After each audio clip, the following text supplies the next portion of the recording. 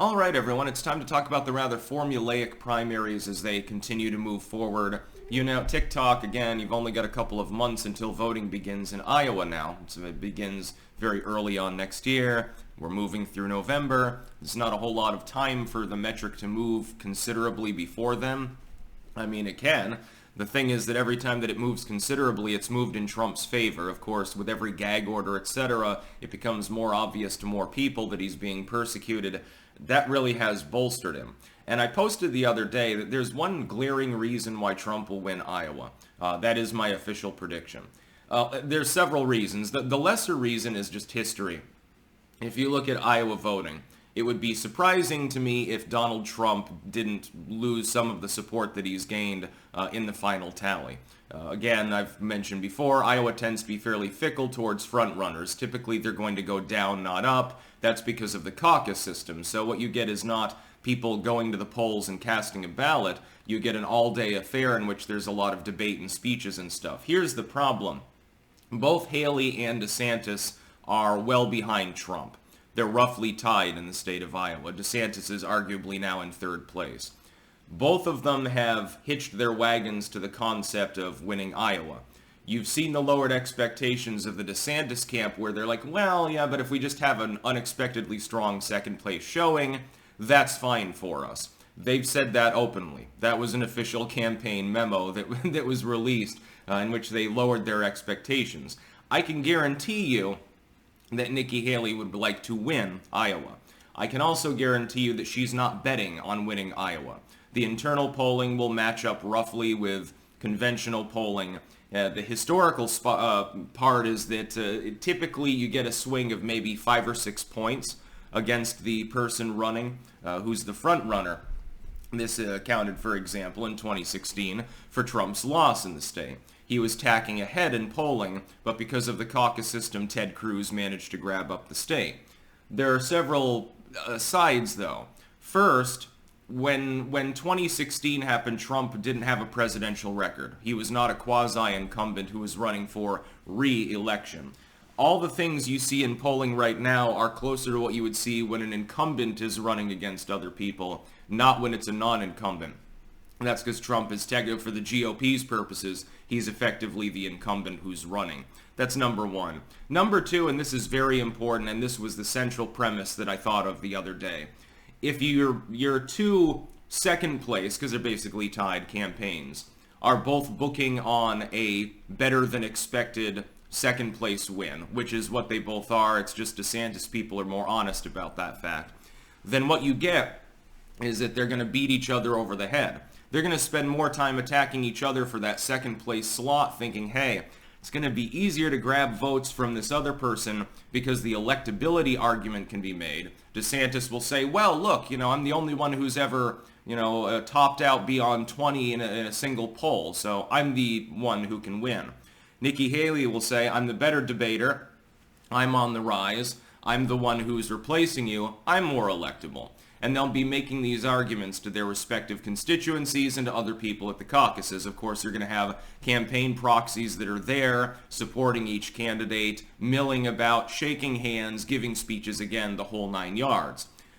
If I were a DeSantis staffer, I would target Haley more to try to push her back down.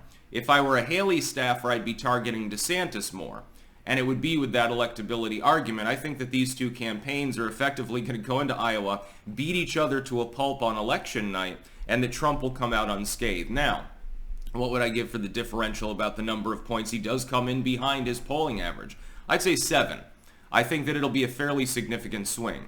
Much beyond that would be historically unprecedented. The odds that he suddenly loses 20 points of support on caucus night doesn't really seem to be something that's feasible. It would be very, very odd if that were to happen. If anything, it would probably be evidence of shenanigans in the caucus there, which I don't actually think will occur.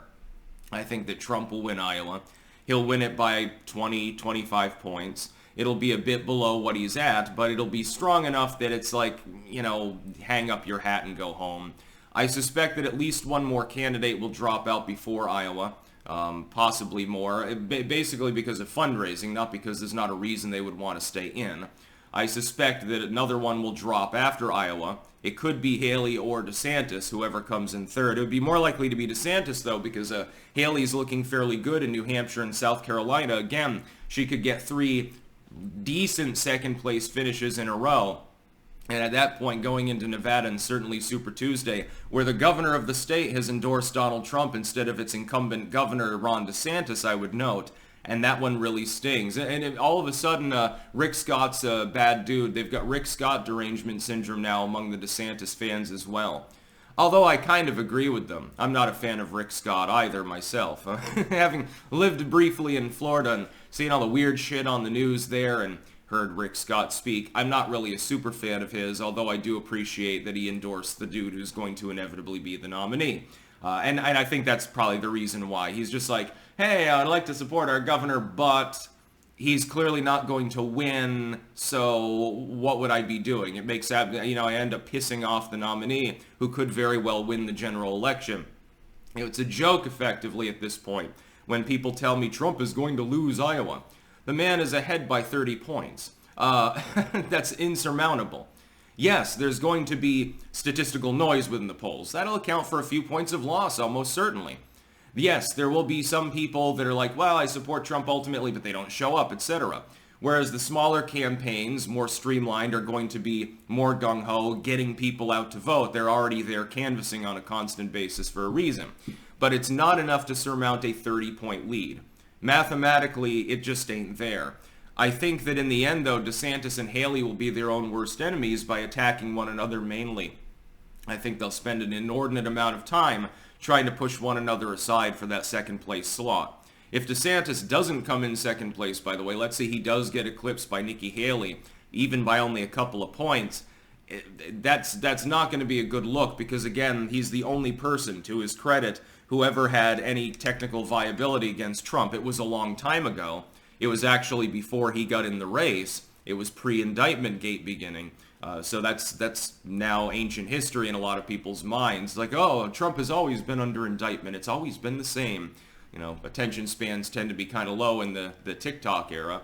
If he doesn't manage to do it, I think that a lot of people will immediately come out and say, it's over. If he can't do it, no one can. Haley, okay, we like her. She's our golden gal, but she's clearly not going to win. She probably would come in second, by the way, on the strength of a second-place victory in Iowa. She probably would supplant everyone else in New Hampshire, in South Carolina. She'd at least have the money to go all the way, but she'll end up being effectively the Marianne Williamson of the cycle. As the race thins, here's what I'm looking forward to. Here's the thing that we don't know. How much does Trump rise as each person drops out? How many of those are TDS voters that'll never support him? How many of them are just like, well, Trump's my second choice, maybe my third choice, and the others have dropped out, and they end up supporting Trump? And what level of support is it? Is it more enthusiastic, like, we've got to unify, pro-Republican, the GOP? Or is it more like, yeah, well, I guess I don't have any other choice because I can't vote for Biden, so, yeah, I guess I'll reluctantly vote Trump. And also, as other candidates drop out, what impact does that have on the also-rans? Of the general, I mean, the independent candidacies. So, RFK Jr., Cornel West, whoever the Greens nominate, etc., etc. What will be the impact? Because, I mean, there are some voters who say never Trump, never Biden, and they may go to those third-party candidates, bolstering them. We have a limited amount of polling, but it looks like RFK Jr. could be topping in the low double-digit range in the general election, grabbing votes which would potentially both be Biden and Trump voters. Again, the national polling metric between Trump and Biden doesn't really shift much when you add him or Cornel West into the polling. If anything, it slightly favors Trump. You may have seen this if you're using RCP. It's not the silver bullet to the evil Trump's return that was being cast off as by both liberals and some conservative wonks. They're like, oh my God, if RFK Jr. goes independent, it's all over. Trump can't do it. Quick, we need to nominate someone else. That was kind of their grift. So yeah, it's a joke to say that Trump will lose Iowa, unless, again, something major happens between here and then. There's no room for October surprises anymore because it's November, I suppose. So we'll see what happens, but I think it's going to play out in a fairly formulaic manner. The general is where it'll get interesting. That's about all. Peace out.